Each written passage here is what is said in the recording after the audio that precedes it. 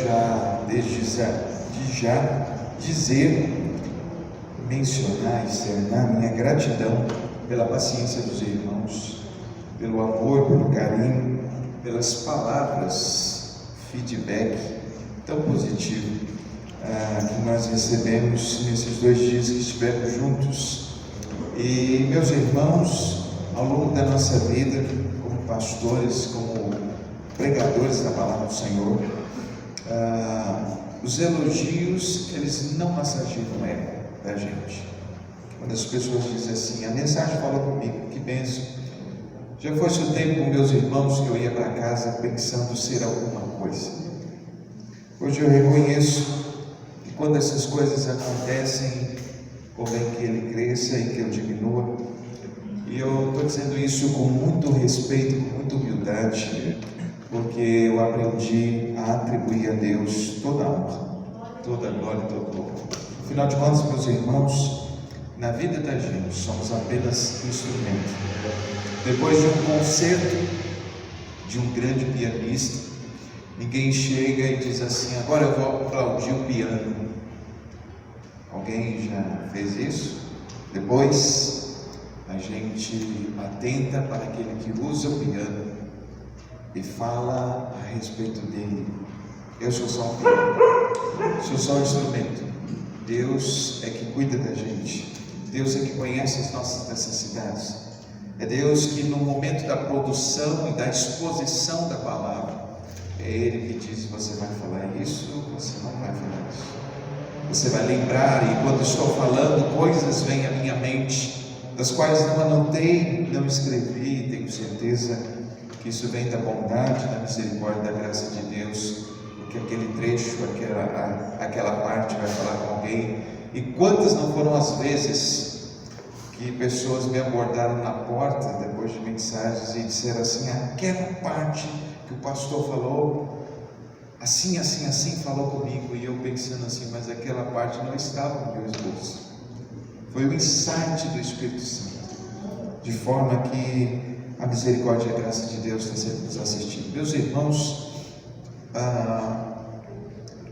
eu fico pensando em um evento como esse, que nós temos a grande oportunidade da nossa vida de voltar para casa de 2 formas diferentes. Apenas carregando uma experiência de um tempo que tivemos aqui, ou voltando para casa com a certeza de que alguns ajustes precisam ser feitos, algumas coisas precisam ser mudadas. E o texto, que é o texto base do nosso retiro, Salmo 111, versículo de número 10, diz que o temor do Senhor é o princípio da sabedoria, e que aqueles que praticam obterão as bênçãos de Deus. Aqueles que praticam, o temor do Senhor é o princípio da sabedoria, aqueles que praticam obterão o favor do Senhor, a bênção do Senhor. É muito interessante, meus irmãos, a gente entender o quanto é importante a gente colocar em prática o que a gente aprende.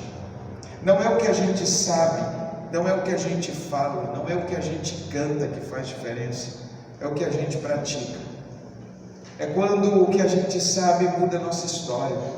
É quando o que a gente acabou de aprender faz uma diferença tão grande dentro de nós, que isso se reflete em mudança de comportamento, de ação. E é bem verdade, meus irmãos, que nós vivemos numa sociedade, e mesmo em nossas famílias, as pessoas já estão cansadas das nossas promessas, já estão cansadas das nossas palavras, já estão cansados dos nossos pedidos de desculpa, dizendo, eu vou mudar, eu vou ser diferente. É tempo, meus irmãos, de falarmos menos e vivermos mais. Afinal de contas, a nossa família não precisa tanto das nossas palavras, mas precisa muito da nossa mudança, do nosso jeito de ser. Por isso, meus irmãos, eu quero que você guarde essas coisas no seu coração. Hoje eu quero falar sobre o que acontece com uma família quando o Senhor reina. E o meu propósito com essa palavra de hoje à noite, para encerrar esse ciclo dessas 4 palestras, é fazer com que você entenda que há uma diferença numa casa em que o Senhor reina, há uma diferença numa família em que Ele reina. E essa diferença, ela não é subjetiva. ela é objetiva, ou seja, ela é visível, ela é sensível. E essa diferença ela não atinge apenas o exterior, ela atinge todas as dimensões da família. O que a família carrega por dentro e o que ela carrega por fora. Quando o Senhor reina de fato na vida de uma família, os frutos, o resultado, a bênção do Senhor, a maneira como lidamos, como agimos, como interagimos como família muda completamente. E é muito interessante, meus irmãos, percebermos que em relação a esse mundo só existe, segundo C.S. Lewis, escritor inglês, só existe 2 tipos de pessoas no mundo. Apenas 2 tipos de pessoas, ou seja, todas as pessoas do mundo se enquadram em uma dessas 2 categorias. A primeira categoria são aquele tipo de pessoas que diz a Deus da seguinte forma: Senhor, seja feita a sua vontade. Sobre a vida dessas pessoas Ele reina, Ele dirige e Ele assume a direção. O outro grupo de pessoas é aquele grupo de pessoas a quem o próprio Deus olha e diz assim: vocês querem fazer as coisas do seu jeito, então tudo bem, seja feita a vontade de vocês. Portanto, só existem esses 2 tipos de pessoas. Alguém que diz: Deus, da minha família seja feita a sua vontade, vamos fazer do seu jeito. E aqueles a quem Deus diz: tudo bem, eu não vou atrapalhar. Quer fazer do seu jeito, da sua maneira, quer conduzir o seu casamento do jeito que você entende ser a melhor forma, contrário à minha palavra, tudo bem, não tem problema, eu não vou te incomodar. E meus irmãos, Deus nos deu livre-arbítrio. E houve um homem que foi criado por Deus, e esse homem recebeu de Deus o governo integral. Adão. Adão era um homem sobre o qual o Senhor reinava, até o dia em que ele decidiu ser senhor de sua própria vida. É muito interessante que algumas pessoas me perguntam, como teólogo, fazem a seguinte pergunta: pastor, quando a serpente disse para Adão e Eva a seguinte expressão: se você comer dessa árvore, você vai ser como Deus, conhecedor do bem e do mal. É verdade o que a serpente estava falando? Eu disse: não, não é verdade. Porque mesmo antes da queda, Adão sabia o que era bom e o que era mal. Mas como assim, pastor? Ele só sabia o que era bom, ele não sabia o que era mal, ele sabia o que era bom e o que era mal. Escute bem, a diferença é que antes do pecado, quem determinava o que era bom e o que era mal era Deus. Se você perguntasse para Adão o que é bom, ele diria o seguinte: bom é tudo aquilo que Deus diz que é bom, e mal é mal aquilo que Deus diz mal. Ou seja, quem determinava o que era bom, o que era mal, o que deveria fazer, o que deveria não fazer, não era Adão, era Deus. Ele reinava absoluto. Então Deus dizia: você vai comer dessa árvore e não coma dessa. Adão sabia: essa árvore é boa, essa é ruim. Mas a serpente tenta Adão para que esse direito de definir o que é bom e mal não esteja na mão de Deus, mas passe para a mão do ser humano. Então a tentação de Adão foi substituir o reinado de Deus pelo seu próprio reinado, se colocar no lugar de Deus, a ponto de que agora já não era mais Deus que dizia o que era bom ou mal, agora era o próprio Adão que definia isso. E desde então, meus irmãos, a humanidade vem dizendo: isso é bom, isso é ruim, isso é bom, isso é ruim, segundo seus próprios conceitos, segundo sua própria visão. O problema é que a Bíblia diz em Provérbios capítulo 14, versículo 12, e repete em Provérbios 16, verso 25, o mesmo texto: há caminhos que para o homem parecem ser bons, mas o fim dele, caminho de morte. Há muitas pessoas que começam trajetórias nos seus casamentos e nas suas famílias acreditando piamente, profundamente, estão fazendo o que é certo, fazendo o que é bom, mas o fim é a morte do relacionamento, é a destruição de suas famílias, é a destruição de suas próprias vidas. Portanto, meus irmãos, o que precisamos é voltar àquilo que o Salmo 111, versículo 10 nos ensina: o temor do Senhor é o princípio de sabedoria, é onde tudo começa. E temer a Deus, meus irmãos, nada mais é do que obedecê-lo. Tem muita gente que acha que temor do Senhor é ter medo de Deus. Temor do Senhor não é ter medo de Deus, temor do Senhor é obedecê-lo. Você não teme a Deus quando tem medo dele, você teme a Deus quando obedece. E para provar o que eu estou dizendo, veja que quando Deus pede a Abraão o seu filho, e Abraão vai depois de 3 dias até o Monte Moriá para apresentá-lo, para colocar o seu filho e sacrificar o seu filho segundo a ordem de Deus, diz o texto que quando ele estava para sacrificar o seu filho, um anjo brada do céu e diz assim: não faça isso. Eis que agora eu sei que temes a Deus, porque não negaste o teu filho. O que é que o anjo estava dizendo? Agora ficou claro que você teme a Deus, porque Deus te pediu algo que você não entendeu. Porque Deus pediu algo que você não entendeu. Deus pediu algo que te custou muito. Deus pediu algo que não fez sentido para você. Deus pediu algo muito difícil de ser realizado, mas ainda assim você fez. Tememos a Deus quando obedecemos. Deixamos de temer a Deus quando desobedecemos. Portanto, meus irmãos, se você quer conduzir sua família e seu casamento com as suas leis, do seu jeito, não se preocupe, Deus não vai te incomodar. E não vai fazer isso não porque Ele não tem o poder, Ele tem todo o poder. Ele não vai fazer isso porque Ele decidiu respeitar o nosso arbítrio. É por isso que a gente vê tantas pessoas sofrendo dentro da igreja e a gente pensa assim: Deus não está vendo essa família? Deus não está vendo que esse casamento precisa de mudança? Deus não está vendo que essa história tão triste? Será que Deus, meu Deus do céu, será que não está ouvindo nossas orações por essa família, por esse casamento que não sai da UTI? Será que o Senhor não está ouvindo? Ele está ouvindo. Sempre ouviu e sempre ouvirá, mas Deus não pode interferir numa casa em que nós resolvemos levar as coisas do nosso jeito. Deus não vai interferir na sua família se as leis, os valores, os princípios e os caminhos são determinados por você e não por Ele. Deus não vai poder ser senhor de sua casa. Ou melhor, Ele não vai poder ser o pastor da sua família, se Ele não for senhor da sua família. Veja que no Salmo 23, o primeiro verso diz o seguinte: o Senhor é o meu pastor. O Senhor.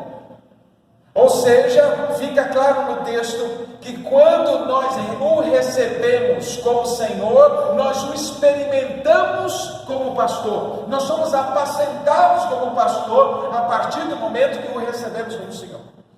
Veja, por exemplo, que a maior parte dos textos do Novo Testamento aparece a seguinte expressão sobre Jesus: o Senhor e Salvador Jesus Cristo. O Senhor e Salvador Jesus Cristo. O Senhor e Salvador Jesus Cristo. Por quê? Porque Ele só pode nos salvar se nós abrirmos mão do direito de sermos senhores de nossa própria vida. Olha o que Ele disse para aqueles que queriam seguir: se alguém quer vir após mim, negue-se a si mesmo, tome a sua cruz e venha. Enquanto você não negar a si mesmo, o seu jeito de fazer as coisas, a sua maneira, Deus não vai mudar absolutamente nada, porque Ele não tem compromisso com quem não tem compromisso com Ele. Por isso, vamos passar muitos anos na igreja, vamos participar de trocentos cursos de casados para sempre, e nada vai mudar, porque não é a metodologia, não são os coordenadores, não são os líderes, não é a pregação do pastor, é a nossa postura que não muda, são os nossos valores, é o trilho que estabelecemos seguir, que não é alterado. Por isso, eu quero começar com essa ideia. Pare de dizer que o Senhor reina sobre a sua casa, se você não vivencia as coisas que eu vou apresentar aqui no texto. O que nós vamos ver hoje aqui, meus irmãos, é uma radiografia, é o resultado de uma casa em que o Senhor reina. Porque todo lugar, meus irmãos, que o colocamos como Senhor, esse lugar é transformado. Aonde o Senhor chega, a Bíblia diz: se alguém está em Cristo, nova criatura é. As coisas velhas já foram embora, tudo se fez novo. Uma casa em que o Senhor reina é diferente, uma família em que o Senhor reina é diferente. Quais são as marcas de uma família que o Senhor reina? Eu começo, meus irmãos, com o primeiro princípio. Vamos ler todos juntos? Vamos lá? A opinião pessoal é substituída pela aplicação da palavra de Deus. É fato. Qual é a primeira coisa que acontece numa casa ou numa família que Deus reina? A opinião pessoal já não existe mais. A opinião da cultura já não existe mais. O que existe é o que a Bíblia ensina. O que diz a palavra de Deus. Já não é mais o que eu digo. Já não é mais na minha casa era assim. Na minha família a gente fazia assim, porque a cultura em que eu fui criado, a tradição em que eu fui criado, o que estão dizendo, ou os conselhos que eu recebo, todas essas coisas não estão mais tão importantes. O que é importante é o que a Bíblia ensina nesse caso. O que a Bíblia diz sobre isso. Algumas pessoas vão dizer assim: mas pastor, o mundo está cheio de conhecimento e a gente pode pegar essas coisas. Deixa eu te lembrar algumas coisas importantes. Primeiro, quer usar a filosofia, a psicologia, por exemplo, para conduzir seu casamento? Você estará perdido. Porque a psicologia ela é baseada em 200 linhas completamente diferentes de atuação. 200. Você quer seguir a filosofia? Tudo bem. O problema é que a filosofia tem perguntas para as quais não tem resposta. Quer deixar a palavra de Deus para seguir a terapia familiar? Nós temos diversos modelos, cada um deles leva a família para um rumo. Quer seguir a ciência? Deixa eu te lembrar que a ciência não trabalha com as questões relacionais e emocionais. Portanto, só nos resta seguir uma coisa: o manual daquele que criou a família. Sabe qual é o problema nosso? É que só aquele que cria é que tem autoridade para dizer como funciona. Aquele que cria, aquele que estabeleceu, é ele que diz como vai funcionar. E deixa eu te lembrar uma coisa: nem o casamento e nem a família foram projetados por Deus para funcionar do nosso jeito, com as nossas leis. Deus estabeleceu o casamento e a família para serem conduzidos pelos trilhos que Ele mesmo estabeleceu. Como é que eu sei disso? Tudo no universo sobrevive dentro do espaço que Deus estabeleceu. Tira o peixe da água e vê o que acontece com ele.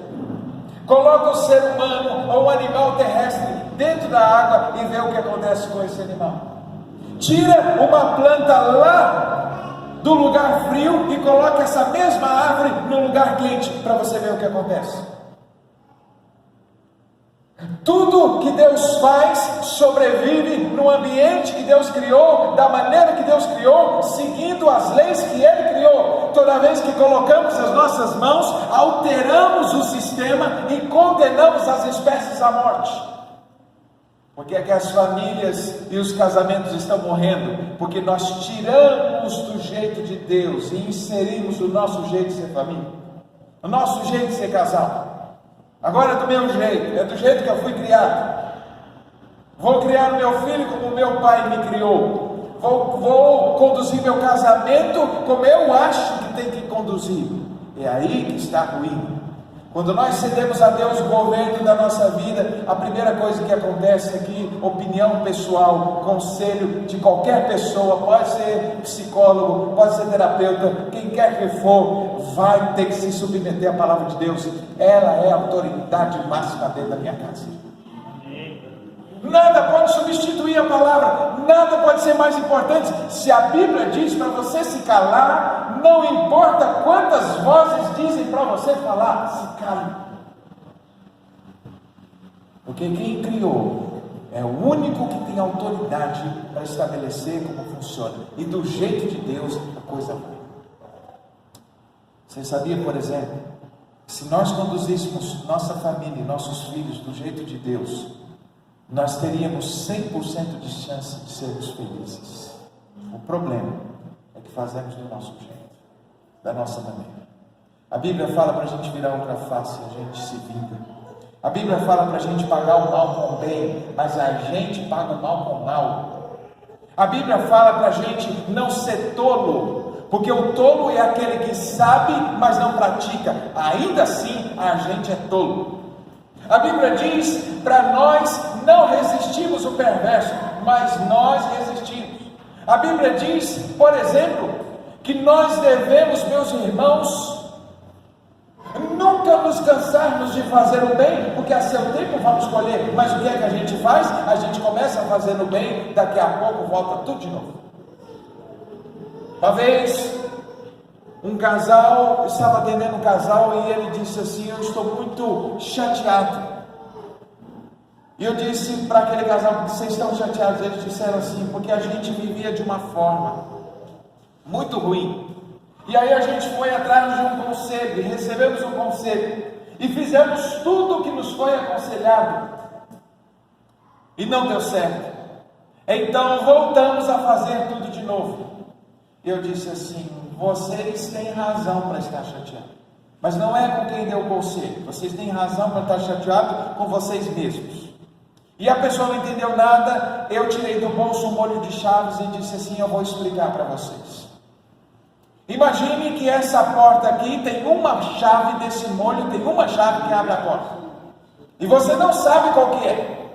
Mas aí você tenta uma chave errada, por muito tempo, fica tentando colocar na maçaneta, a chave não entra e não abre a porta.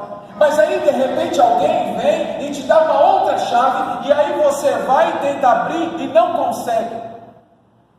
Aí eu fiz a pergunta ao casal: o que é que você tem que fazer? Eles disseram: continuar procurando uma chave que abra a porta. Eu falei: isso é a lógica, não é? Mas a gente não faz isso. Olha o que a gente faz. A gente tenta de um jeito errado, recebe um conselho, o conselho não funciona, e ao invés da gente tentar um terceiro, um quarto, até encontrar a solução para o problema, o que a gente faz? A gente volta a usar a primeira chave, que a gente já sabe que não funciona, e a gente continua insistindo. É aquela pessoa que grita, e aí de repente alguém diz assim: para de gritar não funciona. Aí a pessoa diz assim: tá bom, vou ficar calado. Aí ficar calado não resolve também. Aí o que a pessoa faz? Volta a gritar. Dr. Augusto Cury tem uma frase que ele diz o seguinte: toda mente é um cofre, nenhum cofre é impenetrável. Na verdade, o que existem são chaves erradas. Toda mente é um cofre, não existe cofres impenetráveis. O que existe são chaves erradas. Quando você tentar uma coisa e não dá certo, tente outra. Peça a Deus sabedoria, tente outra. Porque a Bíblia diz em Gálatas 6:9: não nos cansemos de fazer o bem, porque a seu tempo colheremos se não tivermos sangue. Portanto, quando o Senhor reina, a primeira coisa que acontece é a boa opinião pessoal. Eu não vou criar o filho do jeito que eu acho, do jeito que alguém disse. O que a palavra de Deus fala sobre a criação de filhos, o que a Bíblia diz sobre como o marido deve amar a esposa, como a esposa deve lidar com o marido. Agora estamos debaixo sobre uma nova direção. A palavra de Deus é a regra de fé e prática da minha vida. Esse é o primeiro princípio. O segundo princípio, quando o Senhor reina sobre a minha família, é esse. Qual que é? A desesperança dá lugar à fé. A segunda coisa, meus irmãos, que acontece quando Deus assume a direção da minha casa e da minha família, é que a desesperança dá lugar à fé. É muito importante, meus irmãos, percebemos que quando Deus entra numa história, a esperança retorna, porque sempre que Deus está presente, os quadros, as situações podem ser alteradas. Veja, por exemplo, quando ele estava no meio da tempestade, pôde ter um desfecho diferente, porque ele estava no barco. No meio da festa, acabou o vinho, mas a festa não foi arruinada, porque ele estava na festa. No meio do funeral de Lázaro, a tristeza não pôde prosseguir, porque Jesus estava no funeral.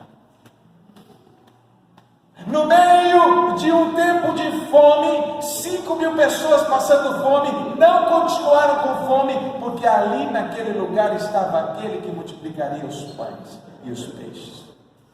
Deixa eu te dizer, a tempestade pode estar batendo a porta da sua casa, a escassez pode estar batendo a porta da sua casa, o desespero pode estar batendo na porta da sua casa, mas quando Jesus está lá dentro, a esperança ainda existe, ainda há esperança, porque Ele que está lá dentro pode ressuscitar morto, pode transformar água em vinho, pode multiplicar os pães e pode fazer aquilo que para o homem é impossível.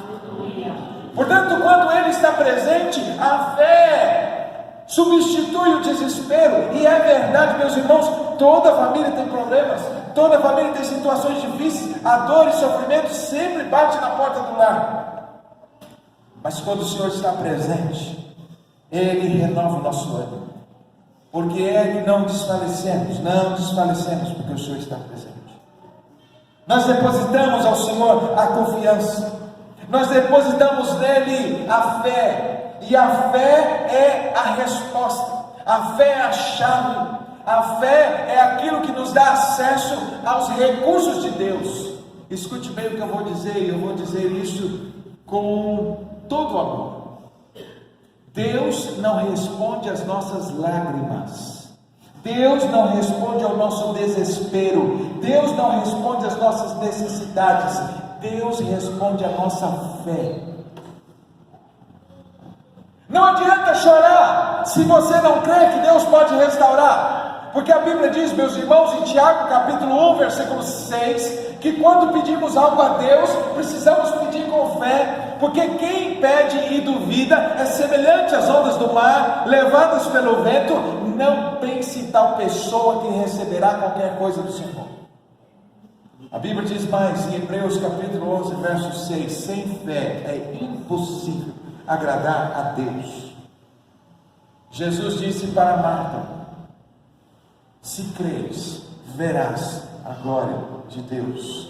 Jesus disse para os seus discípulos, falando a respeito da salvação de um homem rico, Ele disse aos homens, isso é impossível, mas aquele que crê, tudo é possível.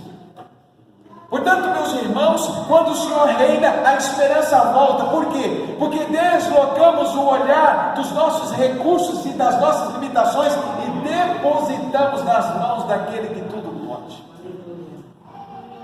Porque não desistimos de um casamento difícil. Quando o Senhor reina, não desistimos, porque nós confiamos no Senhor, nós colocamos nossa vida no Senhor, nós dizemos, para mim não dá mais, mas nele eu posso todas as coisas, porque Ele me fortalece. Você já tem ideia, você já parou para pensar no que significa esse texto, Filipenses 4,13, posso todas as coisas naquele que me fortalece? O texto não diz naquele que me livra, é naquele que me fortalece. Qual a razão de Deus nos fortalecer? É para a gente enfrentar as lutas, é para a gente não ser vencido pelas batalhas. No livro de Hebreus, capítulo 13, diz, eu, Senhor, nunca te abandonei, nunca te abandonarei, eu sou o Senhor que te ajuda. Interessante essa expressão, o Senhor que me ajuda. Você já parou para pensar, por exemplo, se o Edinaldo pedisse para mim, para ajudá-lo a levantar essa mesa, e vamos supor que essa mesa pesasse 50 quilos, e o Edinaldo conseguisse segurar apenas 5 quilos, são dois, vamos supor apenas 5 quilos, e a mesa pesa 45, e eu venho para ajudá-lo. Presta atenção, porque isso pode mudar a maneira como você vê a função de Deus na sua vida. Então ele pode levantar 5 quilos, mas ele pede a minha ajuda, e de repente quando eu venho junto com ele, a gente levanta a mesa. Aí eu pergunto para você, se ele só podia levantar 5 quilos, quanto de força eu levantei? 50 quilos, ele só pode levantar 5. 45 quilos estava nas minhas mãos. Quando a Bíblia diz, meus irmãos, que Ele nos ajuda, se você tiver 1% de força, Ele entra com 99% de força. Se você tiver 5% de força, Ele entra com 95%. Porque quando Ele diz que Ele nos ajuda, Ele diz, a coisa vai ser feita, independente de quanta força você tem, porque eu vou completar o que te falta. Isso é Deus na vida. É por isso, meus irmãos, que a Bíblia diz, não desfalecemos, porque confiamos no Senhor. Quando o Senhor reina, meus irmãos, em nossa casa, o impossível se torna possível. O desespero dá lugar à fé. E meus irmãos, não existe um outro lugar mais apropriado para a gente exercitar a fé do que na família. Porque todos os problemas acontecem na família. Doença acontece na família, perda acontece na família, desespero acontece na família, desapontamentos acontecem na família. Portanto, é na família que temos que exercitar a fé. É em casa, meus irmãos, que nós travamos as batalhas mais difíceis, as mais desesperadoras, é dentro de casa. Por isso nós precisamos exercitar a fé. Mas não é só isso. Nós não apenas precisamos exercitar a fé, precisamos ensinar os nossos filhos a exercitar a fé. Você sabe, por exemplo, que é muito comum, quando o filho da gente pede algo que a gente não pode dar, o que a gente diz para ele? Papai não pode dar. Papai não tem recursos para te dar. Às vezes, meus irmãos, fazemos um esforço sobre-humano para dar algo a Ele. Mas quando a gente percebe que nem se a gente esforçar a gente consegue dar, o que a gente faz? A gente olha para o filho e diz assim: filho, não vai ser possível. Sabe o que a gente deveria fazer? A gente deveria ensinar nossos filhos a ter fé. A gente deveria chegar para eles e ao invés de dizer assim: o papai não tem recurso, a gente deveria dizer o seguinte: o papai não tem recurso, filho, mas o nosso papai do céu tem todo recurso. Então vamos fazer o seguinte, vamos pedir isso para o papai do céu, e se o Senhor quiser isso, Ele vai dar para você. Vamos orar? Você está querendo esse videogame, papai não tem condições de te dar, mas vamos orar? Porque eu tenho recurso limitado, mas o Senhor é dono de todo o ouro e toda a prata. Nós vamos ensinando aos nossos filhos que nós não vivemos pelos recursos que temos, o justo viverá da fé. Começamos a ensinar os nossos filhos a orar, a esperar grandes coisas de Deus e não apenas viver apenas com os recursos. Porque é que nós temos dificuldade com fé? Porque toda vez que a gente vive a partir dos nossos recursos, a gente vive a partir do dinheiro que a gente tem, e quando o dinheiro está acabando, o desespero começa a bater na porta. Por quê? Porque não vivemos por fé, vivemos por vista. Eu lembro da história de George Miller. George Miller, meus irmãos, foi um homem que foi chamado por Deus para cuidar de crianças órfãs, e ele diz assim: se é o Senhor que está me chamando para cuidar dessas crianças, então vou fazer um compromisso com o Senhor. Durante todo o meu ministério, durante todo o tempo que eu cuidar desse orfanato com essas crianças, eu não vou abrir a minha boca para pedir coisa nenhuma para homem nenhum. E fez esse compromisso com Deus: se é o Senhor que está me chamando, eu nunca vou pedir recurso para ninguém. Aí uma certa vez, meus irmãos, uma pessoa foi entrevistá-lo e perguntou para ele assim: você ficou mais de 20 anos cuidando de um orfanato com quase 2.000 crianças. Quantas vezes aconteceu de você ir para a cama sem ter nada que oferecer às suas crianças no outro dia? Ele disse: eu perdi a conta de quantas vezes eu fui para a cama com todos os armários vazios. E aí a repórter se surpreendeu e diz assim: e aí? Ele disse: eu consegui dormir todas as vezes. Eu não perdi uma única noite de sono porque eu não tinha nada no armário. Porque durante 20 anos nunca faltou nada, absolutamente nada para as crianças. E ele disse: eu vou te contar uma história. De manhã eu me levantei, as crianças então se reuniram, se sentaram nas suas mesas, Não tinha absolutamente nada para dar para as crianças, nada. Era um dia de inverno, muito frio lá fora, e eu não tinha absolutamente nada, nem pão, nem leite para dar para as crianças. Então as criancinhas vieram e perguntaram para ele: o que vamos tomar café? Ele diz assim: não se preocupe, vamos tomar café. Então as criancinhas foram, pegavam as suas canequinhas, pegavam os seus pratinhos vazios, as canequinhas vazias, e colocaram em cima da mesa. George Miller sentou-se à mesa e disse assim: crianças, vamos agradecer pelo nosso café. E os pequenininhos olhavam. E ele disse: vamos agradecer pelo nosso café. E diz a biografia de George Miller que ele fechou os olhos e disse: Senhor, obrigado por esse café delicioso que o Senhor está proporcionando hoje pela manhã. Obrigado, em nome de Jesus, amém. Quando ele abriu os olhos, a campainha tocou. Quando abriu, tinha um caminhão, um homem desesperado batendo na porta e disse assim: você é o George Miller? Você é o coordenador aqui do orfanato? Ele disse sim. Ele disse assim: rapaz, você não vai acreditar, eu estou com um carregamento de pão e leite aí, e os 4 pneus do carro furaram aqui na frente, e está frio, eu não tenho como levar, e se eu não usar esse leite, esse pão vai estragar. Deus poderoso. Por acaso o senhor gostaria de pão e leite para suas crianças?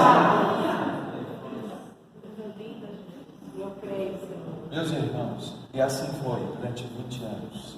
Nunca faltou nada para aquelas crianças. Sabe qual é o seu problema? É que você se esquece das palavras de Jesus quando ele disse assim: os passarinhos, nenhum deles anda preocupado. Sabe por quê? Porque o Pai Celestial os alimenta. Os lírios do campo não estão preocupados, mas vocês, homens de pouca fé, estão tão ansiosos, estão tão preocupados com o que vão comer, com o que vão vestir. É como se os passarinhos dissessem assim: por que esses seres humanos estão tão preocupados? E o outro passarinho dissesse assim: é que eles não têm o Pai que a gente tem. Quando o Senhor reina na nossa casa, o desespero dá lugar à fé. 3, quando o Senhor reina em nossa casa,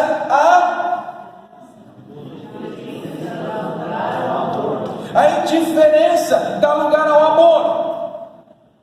Meus irmãos, o oposto do amor não é ódio, o oposto do amor é a indiferença. No lar em que o Senhor reina, a marca é o amor, não apenas de palavras, mas ele é demonstrado, e esse amor ele acolhe, ele não despreza, ele constrói pontes, ele não afasta. A frieza, meus irmãos, dá lugar ao calor. Afinal de contas, no lar em que o Senhor reina, a marca do lar é o amor. O amor com que o marido trata a esposa, o amor com que o pai trata o filho, o amor com que o filho trata o pai. Nós vivemos, meus irmãos, em lares secos, frios, relacionamentos cheios e marcados pela indiferença. E deixa eu te dizer uma coisa mais triste para o ser humano do que experimentar frieza e indiferença dentro da sua própria casa. Nós somos capazes, meus irmãos, de aguentar indiferença em qualquer lugar, mas não suportamos quando essa indiferença vem do marido, vem da esposa, vem dos filhos ou vem dos pais. Isso acaba com a gente. O maior medo do ser humano é da rejeição, é o de não nos sentirmos amados. Por isso Deus fez questão de fazer a família, para que pelo menos nós tenhamos um lugar, um locus de afeto, de carinho, um lugar onde a gente se sente amado. Eu não posso dizer que o Senhor reina na minha casa se eu não sou capaz de amar a minha esposa, se eu não sou capaz de demonstrar amor pelo meu esposo, se eu não sou capaz de demonstrar amor pelos meus filhos, se eu não sou capaz de criar em minha casa um ambiente de amor. Quando o Senhor reina, meus irmãos, a indiferença, o ódio, a frieza dá lugar ao amor. Acontece em 1 João capítulo 3, verso 18, diz: o amor seja não fingido, o amor não seja de palavras, mas por obra e em verdade.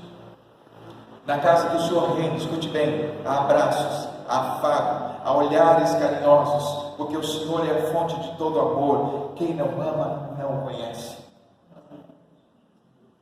Portanto, na casa em que o Senhor reina, não há indiferença.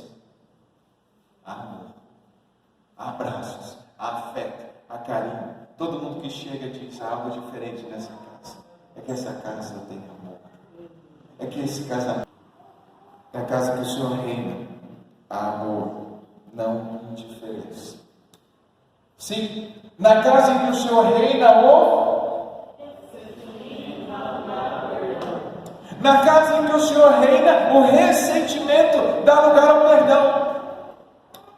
Deixa eu te dizer, meus irmãos, o que significa ressentimento. Ressentir significa sentir de novo. E eu vou dar um exemplo para ficar muito claro isso, para você entender o mal que o ressentimento faz dentro de você. Imagine com uma faca, te fez um corte aqui, pegou a faca e te fez um corte. Isso aqui é a ferida, escute bem, isso é ferida. Mas imagine que você pegue a faca e todos os dias fique lá. O que vai acontecer com a ferida? Vai diminuir ou vai aumentar? O que vai acontecer com a dor? Vai diminuir ou vai aumentar? Sabe como chama isso que eu estou fazendo? Ressentimento. O que é o ressentimento? É pegar o que me feriu uma vez e usar isso para me ferir todos os dias. É pegar uma coisa do passado e continuar sofrendo com essa coisa no presente. Isso é ressentimento. E sabe o que vai acontecer depois?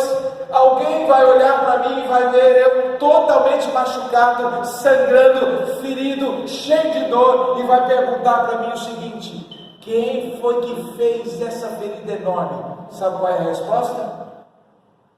Meu cônjuge. Porque a pessoa que tem ressentimento imagina que aquela dor está aumentando e aumentando e aumentando por causa do outro. Ela não percebe que o aumento da dor está sendo proporcionado porque, ao invés de colocar remédio, está ferindo.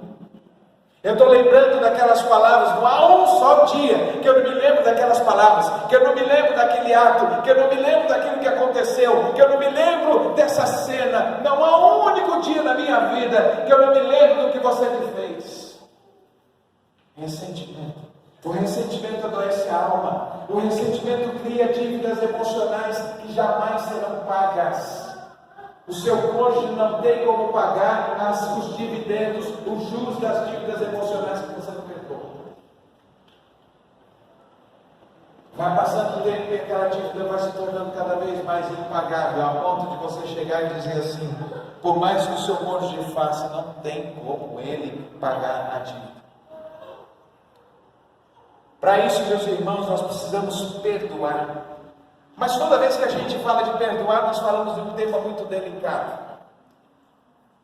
C.S. Lewis disse certa vez: todo mundo fala de perdão até ter algo a perdoar.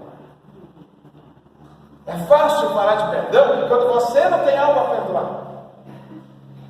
Mas a partir do momento que é com você, a coisa muda de figura. Por quê? Porque está na nossa natureza não a justiça, mas a vingança. Porque deixa eu te lembrar uma coisa importante: o perdão não se opõe à justiça, o perdão se opõe à vingança. Quem perdoa não está deixando de fazer justiça, porque a Bíblia diz: minha é a vingança, diz o Senhor, e eu retribuirei.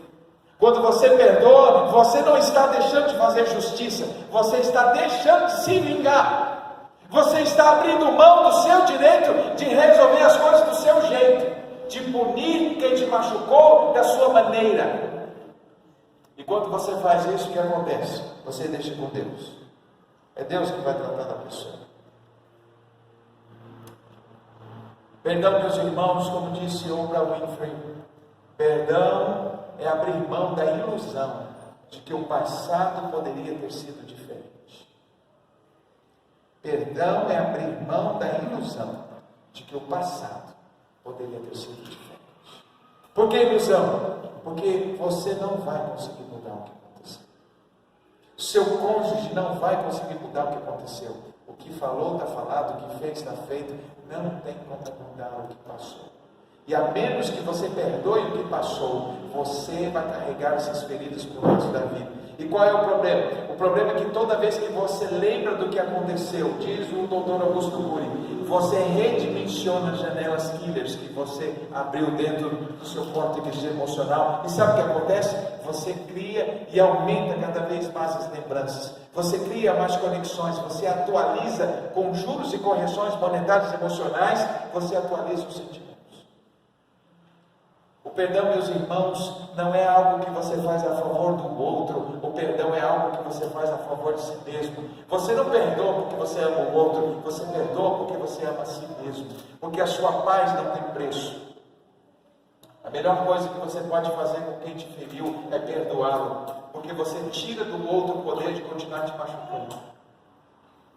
Melhor coisa que você pode fazer é tirar essa pessoa que te feriu do lugar privilegiado das suas emoções, porque toda vez que você lembra dessas pessoas, você redimensiona o tamanho e o lugar dessa pessoa dentro do seu emocional. Cada vez que você lembra de uma pessoa que te machucou, mais essa pessoa ocupa um lugar privilegiado nas suas emoções. Ela vai roubando de você, treinando de você a sua força. Mas uma das coisas mais espetaculares sobre perdão que eu li num livro que tem um título muito estranho. O título do livro é Duas Pulgas e Nenhum Cachorro. Sabia que tem um livro para casais chamado Duas Pulgas e Nenhum Cachorro? Nesse livro, o Dr. Craig Hill escreveu um conceito sobre perdão que eu não vi em lugar nenhum. Depois, quem quiser saber, eu explico por que o título do livro é Duas Pulgas e Nenhum Cachorro. Craig Hill, Duas Pulgas e Nenhum Cachorro. Como transformar o seu casamento da pulgaridade para a generosidade. Muito bem, Dr. Craig Hill diz o seguinte, que toda pessoa que não perdoa é um idólatra. Peraí, que idolatria tem a ver com falta de perdão? Pastor Edinaldo, é um pensamento complexo. Eu vou ter que entender qual é o conceito desse autor. O que idolatria tem a ver com perdão? Ele disse o seguinte: quando nós não perdoamos, nós abrimos mão da comunhão com Deus por conta dessa pessoa. Nós deixamos de ser felizes por conta dessa pessoa. Nós passamos a viver em função dessa pessoa. Logo, se eu abro mão de Deus, da sua graça, e passo a viver em função dessa pessoa passa a ser o centro da minha vida. Se ela é o centro da minha vida, se torna um ídolo. Se ela se torna um ídolo, eu me torno um idólatra. Olha que pensamento espetacular. Quer dizer que quando eu não perdoo, eu construí um ídolo, sim. E é um ídolo terrível. Porque o ídolo é aquela pessoa que me feriu. Minha vida, meu sorriso depende daquela pessoa. Enquanto eu me lembrar daquela pessoa, ele rouba o meu sorriso. Ele rouba a minha vontade de cantar. Eu vou orar e só me vem à mente aquela pessoa. Algumas pessoas dizem assim: pastor, o que eu faço para perdoar? Deixa o Senhor trabalhar nas suas emoções. Porque o que estamos dizendo aqui é que num coração, num lar em que o Senhor reina, o ressentimento não dá um perdão. Mas algumas pessoas que estão aqui têm uma outra dúvida que eu quero responder. A dúvida é a seguinte: pastor, como eu sei que eu já perdoei? Não é uma pergunta interessante? Porque tem muita gente que diz assim: eu perdoei, eu não sei se eu perdoei. E tem outras pessoas que dizem assim: você fala que perdoou, mas não perdoou coisa nenhuma. Deixa eu te lembrar então o que significa perdoar do ponto de vista bíblico. Quando você perdoa alguém, você se dispõe a 4 coisas. Se você não fizer essas 4 coisas, você não perdoa. 4 coisas.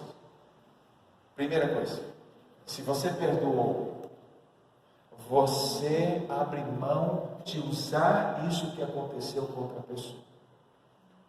Acabou. Se eu perdoei, eu não vou usar mais isso contra você.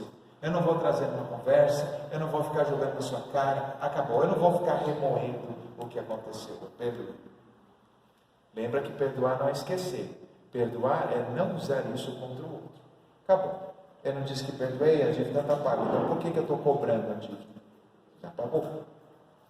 Primeira coisa, não vou remoer o que aconteceu. Segunda coisa, se eu perdoei, não vou contar para os outros o que aconteceu. Perdoou, está perdoado. Porque tem gente que diz assim: eu perdoei o pastor Edinaldo, mas deixa eu te contar o que ele me fez. Você não tem ideia. Pastor, eu vou contar. Meu marido fez uma. Eu já perdoei, mas eu vou contar o que ele fez. Para que você contar de uma dívida que já foi saldada? Quando a gente perdoa, a gente abre mão de contar isso para os outros. Não vou contar. Por quê? Porque não mais faz parte do passado. Não vou remoer o que aconteceu. Não vou contar para os outros. 3. Não vou usar o que aconteceu contra você. Não vou jogar na sua cara. Além de não remoer, eu não vou pegar isso e jogar contra você. Lembra ainda do que você me fez 3 anos atrás? Lembra daquela palavra? Lembra daquele caso que eu descobri? Lembra daquilo que eu vi no seu celular? Não esqueci não, tá? Só para te lembrar. Eu uso o que aconteceu contra o outro. Significa que se eu uso algo que já morreu dentro de mim, significa que não morreu. E é como diz a Joyce Meyer no livro Raiz da Rejeição. Olha a frase dela: todo sentimento enterrado vivo não morre. Interessante, né? Todo sentimento enterrado vivo não morre. Se eu enterrei, ele tem que estar morto. Não vou usar isso. Pastor, e o quarto? O quarto e último é o seguinte: eu não vou permitir que o que aconteceu fique de muro entre eu e você. Porque tem gente que diz assim: eu perdoei, eu não vou usar isso, não vou jogar isso para cima de você, mas é o seguinte: nunca mais será como antes, cada um do seu lado, a gente vai viver junto, mas não conte com o meu amor, não conte com isso. Que perdão é esse? Cuidado. Pastor, mas não é fácil. Eu não estou dizendo que é fácil, eu estou dizendo que é possível. E estou dizendo mais: o perdão é expressão da graça. E a Bíblia diz que Deus não nos dá o direito de não perdoar. Você pode não se reconciliar. Pastor, agora o senhor chutou. Deixa eu te dizer uma coisa: perdão e reconciliação são duas coisas diferentes. Você não tem o direito de não perdoar, mas você pode escolher não se reconciliar, por exemplo. Tem um amigo seu que te feriu. Você não tem o direito de não perdoar, mas continuar a amizade é opcional. Pastor, em um casamento, eu posso perdoar e me separar? Poder você pode. Porém, esse não é o melhor caminho, mas você pode. Porque se você se separar sem perdoar, ai daquele que vai se relacionar com você depois, porque ele vai receber um coração ferido. E deixa eu te lembrar uma coisa: se o meu cônjuge me feriu, quantos corações a gente tem? Quantos corações a gente tem? Um, não é isso? Um coração. Se o meu coração está ferido com o cônjuge, qual é o coração que eu apresento diante de Deus? O mesmo. Qual é o coração com que eu lido com os meus filhos? O mesmo. Qual é o coração com que eu lido com os meus amigos? O mesmo. Qual é o coração que eu lido com a minha família? O mesmo coração. Ou seja, não importa quem me feriu, se eu não curar o meu coração, eu vou entregar aos outros aquele coração doente. Por isso, meus irmãos, que o Senhor não aceita a falta de perdão. Porque ao não perdoar, eu pego aquele coração cheio de ressentimento e ódio e apresento diante de Deus como oferta, dizendo para Deus assim: habita nesse coração cheio de ódio, cheio de ressentimento, cheio de raiva. Oh, meus irmãos, aonde o Senhor reina, não o seu ego, não a sua vontade, não a sua vingança, aonde o Senhor reina, ressentimento dá lugar ao perdão.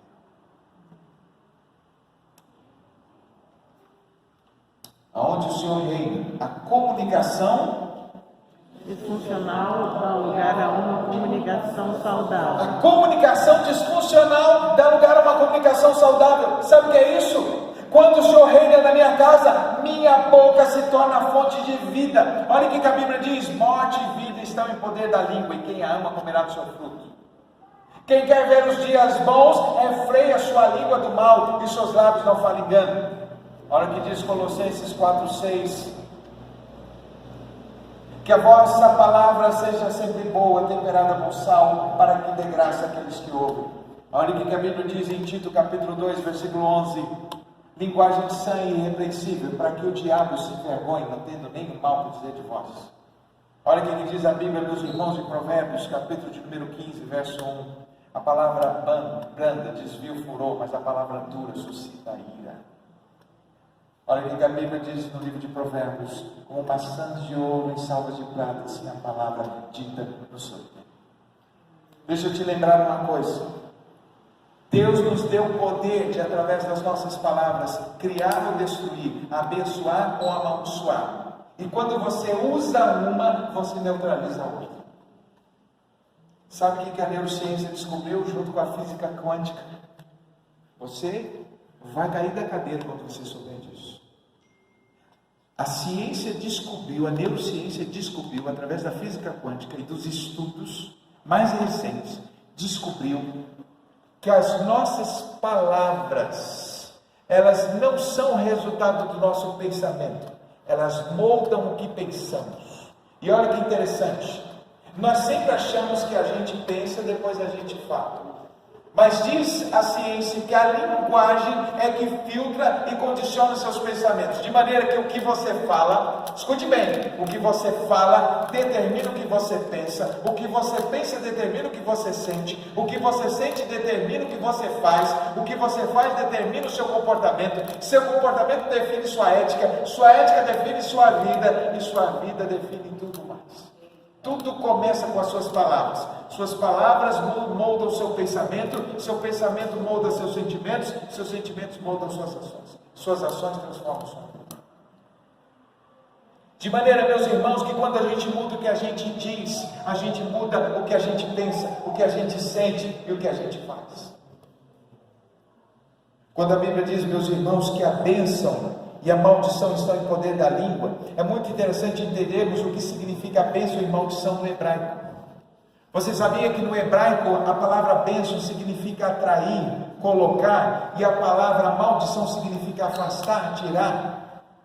Em outras palavras, quando eu abençoo a minha família, o meu casamento com a minha boca, eu estou atraindo, colocando bênçãos dentro da minha casa. Quando eu amaldiçoo, eu estou afastando a presença de Deus, afastando a bênção. E tem mais uma coisa muito importante sobre as palavras. Sabe o que é? As palavras, elas não descrevem a realidade que você vive, elas criam a realidade que você vive. Portanto, você não está falando do que você está vivendo, você está profetizando o que está vivendo. Essa é uma das coisas mais importantes que a gente precisa aprender sobre as palavras, que o que a gente fala dentro da nossa casa não é uma descrição da realidade, essas palavras estão criando a realidade.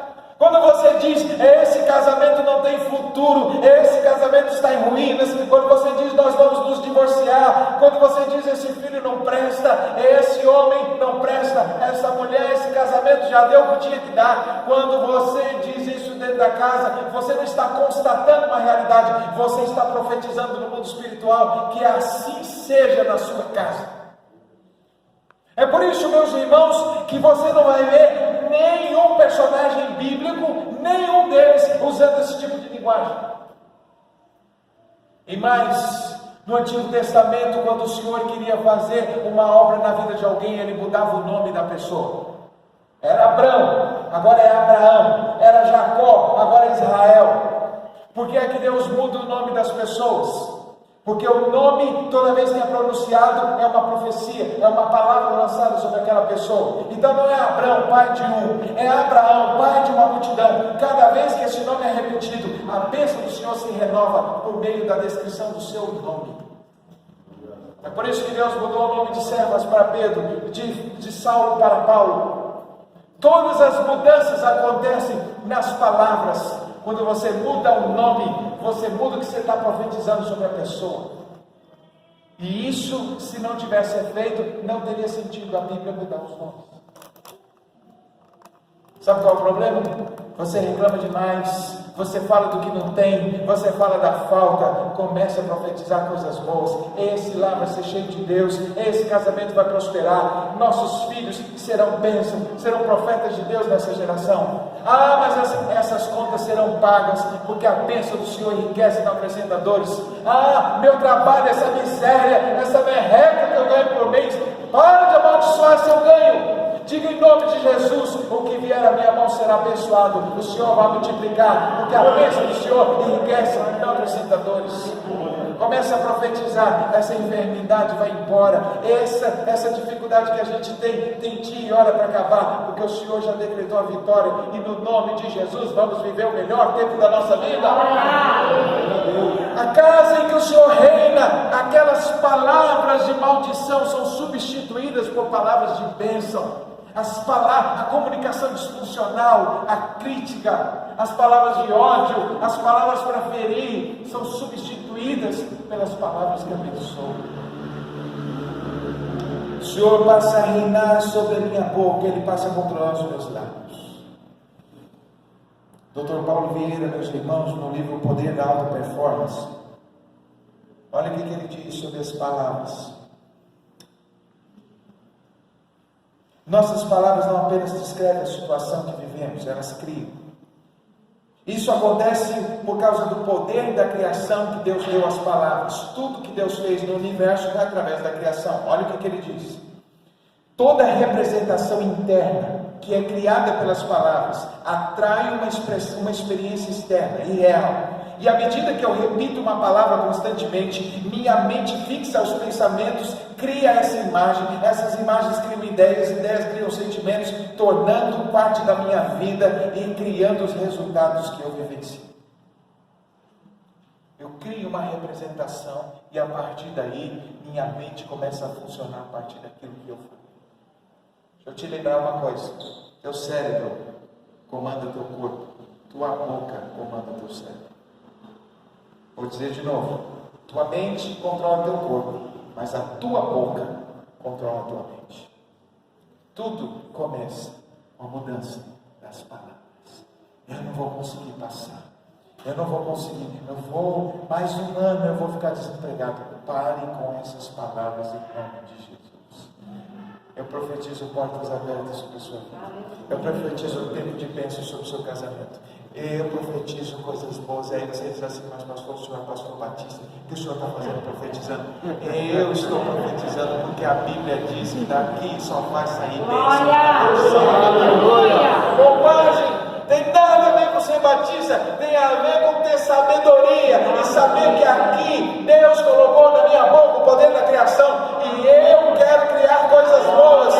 Eu quero que Deus use a minha boca para materializar as bênçãos sobre minha família e sobre a família de cada um de vocês. Isso é crer em Deus, isso é confiar na palavra. E mais do que isso não é ser pentecostal não, gente. Isso é ser inteligente, isso é ser sábio, porque a neurociência diz isso, a física quântica diz isso, a ciência diz isso e a Bíblia diz isso. Porque uma doutrina ou uma linha doutrinária não diz, eu não estou nem aí. Não grava isso não.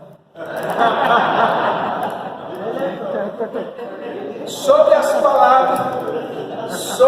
palavras eu quero dizer uma última coisa. E meus irmãos, um pouquinho de paciência, é o último sermão. Tá bom? Sobre as palavras eu quero dizer mais uma última coisa. Palavras são sementes. Vamos repetir comigo? Palavras são sementes. Sementes. Sabe o que significa que palavras são sementes? Meu Deus.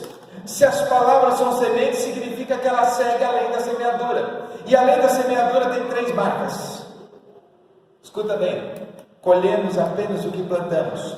Colhemos mais do que plantamos, e só colhemos no solo que plantamos. Colhemos apenas o que plantamos, colhemos mais do que plantamos, e colhemos apenas no solo que plantamos. Deixa eu te lembrar uma coisa. Sabe o que isso quer dizer? Que quando você lança uma palavra, você lança uma semente. Essa semente vai gerar frutos de acordo com o ema. Se é uma semente de bênção, vai gerar frutos de bênção. Mas tem uma coisa, a Bíblia diz que quem planta vento colhe tempestade. Significa que você coloca uma semente e você colhe uma árvore cheia de frutos, cheia de sementes. Sabe o que isso quer dizer? Isso quer dizer que uma semente que você planta gera muito mais do que o que você imaginou. Isso significa que uma palavra ruim gera muito mais consequência negativa do que você imaginou. Mas o contrário também é verdadeiro. Quando você profetiza algo bom, você joga uma semente de bênção que vai gerar um fruto muito maior do que você imaginou. Mas tem mais uma última coisa sobre a semente, e essa é perigosa. Quando alguém joga uma semente, ela não brota imediatamente. Você já viu uma pessoa plantar uma semente de café, entrar dentro de casa, pegar um bule e ficar lá esperando? Já viu alguém fazer isso? Por quê? Porque a semente tem um tempo. Escute bem, isso é o pior de tudo, mas também é o melhor de tudo. Sabe por que é o pior de tudo? É uma má notícia e uma boa notícia. É uma má notícia, significa que as sementes que você lançou pode não fazer mal na hora, mas ela continuará lá, remoendo dentro da pessoa. Dali, você lançou a maldição na sua casa, e em algum momento aquilo vai gerar fruto. Mas por outro lado, quando você profetiza algo bom, você também lança uma semente. Pode ser que agora não mude nada, mas essa semente está crescendo e vai gerar fruto. Lá na frente eu vou colher a bênção do Senhor de palavras que eu profetizei dentro da minha casa. Lá na frente eu vou viver o que profetizei, seja bom ou seja ruim. Porque, meus irmãos, somos profetas e o tempo todo estamos profetizando. A pergunta é: o que é que você tem profetizado? Coisas boas ou coisas ruins? Bênção ou maldição? Cuidado. Já diz o ditado: e quem sabe o que planta, não tem medo do que vai colher.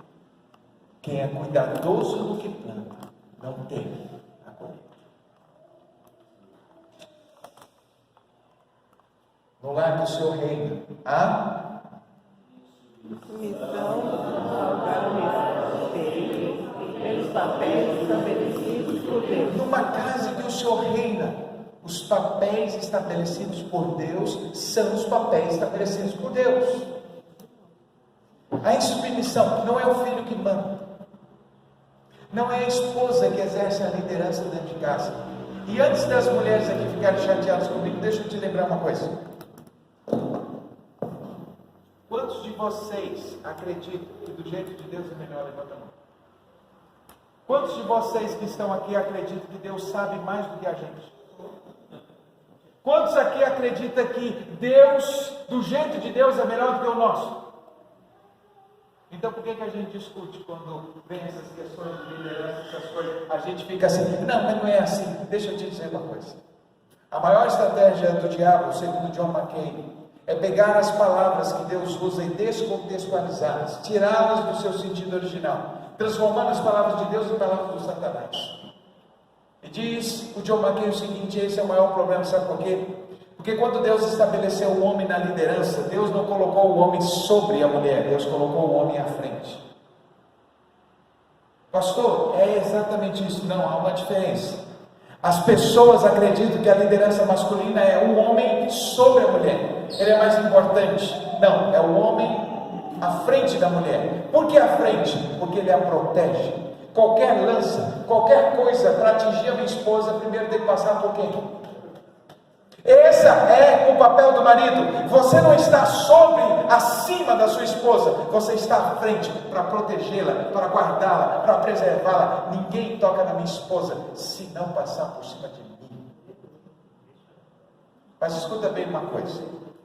Existe um autor americano que escreveu um livro muito conhecido.